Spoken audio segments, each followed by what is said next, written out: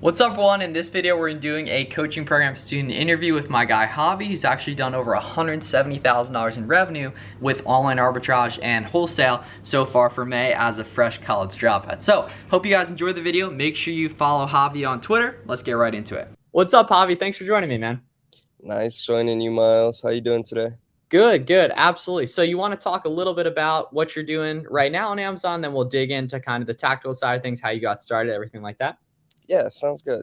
So I'm currently at about 170K this month. I'm split up 50-50 between wholesale and OA. And I originally got started doing OA, but now I've progressed into pumping more wholesale. And I think I'm going to continue to do both. I know it's not common for many people to do both, but I see a lot of advantages of doing both. So it's definitely something I'm going to continue to do. Yeah, and you took the time to get OA, so it's like it's not like that takes a Right. ton of time, you know what I mean? Exactly. It's not like I'm sourcing a ton for OA anymore. So I primarily focus my time with wholesale, but I can still source OA whenever there's sales and things like that going on. Yeah, and the nice thing with OA too is that like the best like 1%, 5% opportunities, they only happen like once a month, once every Yeah, 45 days or so. So like you can kind of selectively take advantage of that and then put a lot of that kind of brute force guerrilla time into the wholesale side of things, I would say. exactly. Once you kind of see the patterns of sales and like what prices you're looking for things, it just becomes OA becomes so much easier. Yeah, I think that's really well said. It's all about like seeing patterns, right? Patterns with sales on websites, patterns with different websites. And that right now, Javi, you and I can look at a product and we can immediately see that price and be like, okay, I think that's going to be good. Or that's going to be close to Right. good. The problem is a lot of people watching, they haven't hit that point yet. That's why you guys watching, you got to put in a ton of work so you can start to see those patterns. And that's when your outputs start to really get magnified compared to your inputs. 100% agreed. Absolutely. And so you're from the shoe reselling world. So you want to talk about, because I know you've been in the game a while and you kind of just transferred it over to Amazon the past 6 months or so. So I think about 2 or 3 years ago, I started sneaker reselling. I did that for a good bit, like 2 years, and then I transitioned into crypto and NFTs when that was hot and pumping. And I kind of after crypto, there was like a good 6 month layoff period for me where I went to school. And then I ended up dropping out of college after my first semester and got to pumping Amazon, and I haven't looked back since. Yeah, feels good. And another thing that you've done really well is the like just kind of networking, talking to other sellers, etc. So you want to talk about how that's been important for you? 100%. I think if there's one thing that's helped me more than anything, it's been networking.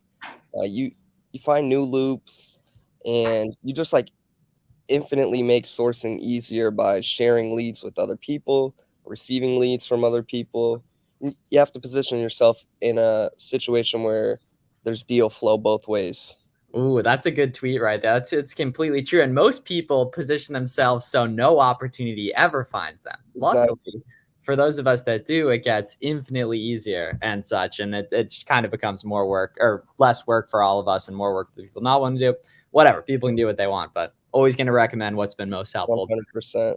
Sure. And then, you know, Exponentially helped. dude, it's incredible. It's way more work to not do it than to do it. Honestly. And most people still won't.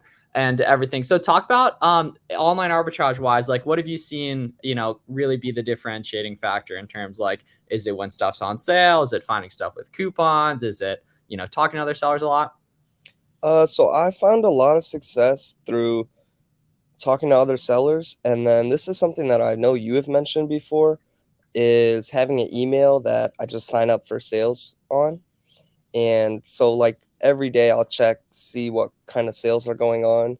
And typically like that 20% or higher sales, that's when I'll really start to dig in and go deep on stuff. And as well, just like I said earlier, realizing the sale patterns and things of that nature have really helped.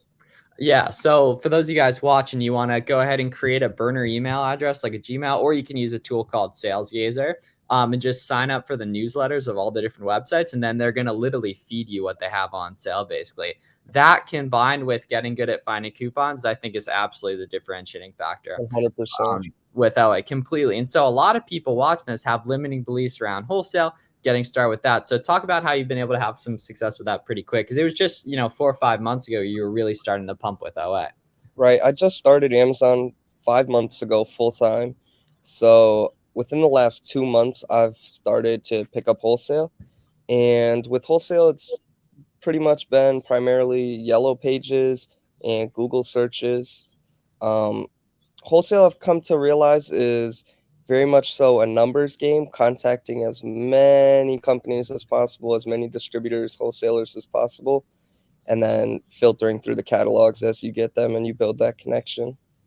Sure. And is that mainly like distributors, brands, local, nationwide? I haven't worked directly with any brands yet. So that is something I do plan on doing eventually.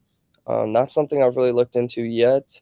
I've primarily been with nationwide distributors and then a few here and there that are local to me. Cool, because you're up in Wisconsin, right?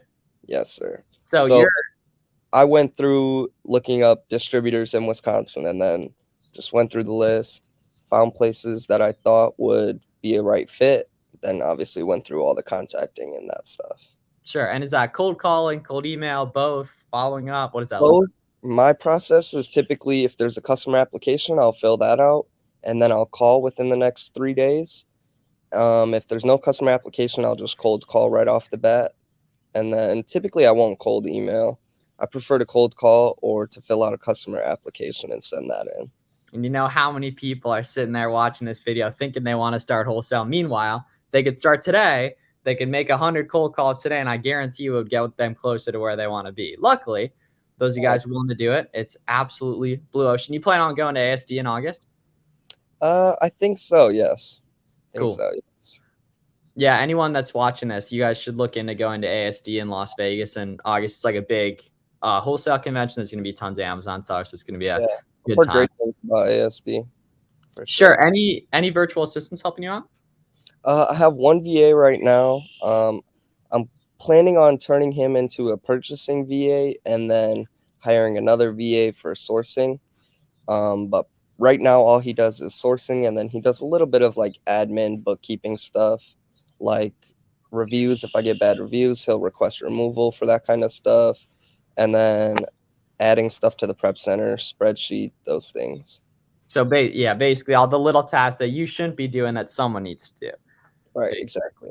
It's kind of funny. You drop out of college and 6 months later you got people working for you, and it's funny Yeah. how it works. And everything. So how have you seen what you've done with like reselling and crypto stuff in the past translate to the Amazon side of things? Because there's a lot of people that made money with that stuff that unfortunately kind of just gave up, like in terms of when it got a lot harder, basically. Right. So one thing I've really worked on with this, opposed to like how I was doing stuff with sneakers and crypto, was bookkeeping. That's been a big thing that I've tried to keep as clean as possible because I've noticed in the past it's gotten messy with the bookkeeping and things like that. So I've really been staying on top of the bookkeeping, and you only have a set amount of time to be doing these kind of things. So while the opportunity is here, you should take full advantage. Absolutely. And then if you could go back 6 months or even like a year when you weren't, doing a lot of stuff, what would you tell yourself to help yourself get here in half the time? Watch Flips for Miles YouTube.